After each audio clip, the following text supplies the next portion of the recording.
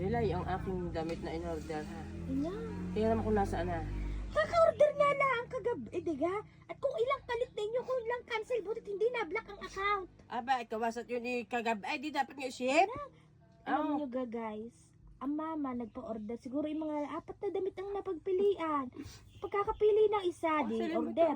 Orderin mo na rin, di orderin. May ika-cancel.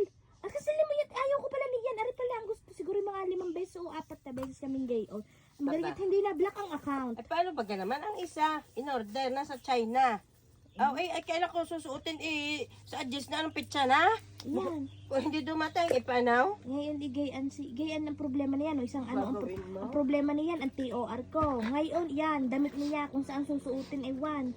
Ay, sige, gagraduate ka. Ayan, doon pala. Oo, ano, ako yung hubad daw sa Eh di graduation. yung Pilipinyanang pula. Aba naman yun yung pambili ko lang sa tindahan.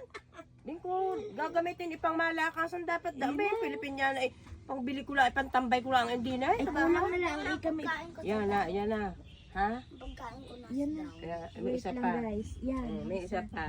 Nagre-reklam. Inaan ko, bingin-bingi na din sa mga ari-ari yan. Bingin-bingi ka kung ano-anong problema ng mga ari. Kanya-kanyang reklamo sa Ay, akin. kaya talaga. Ikaw lang na itong anak. Inaan! Ha? Ano, maki. Tumawag pa ako sa kuya mo, ako'y magreklamo. Ako sa kuya na nga ako humingi pambayad eh. Sige po, babay na nga guys. Babay na. Magbabay ka. Bye! Bye-bye.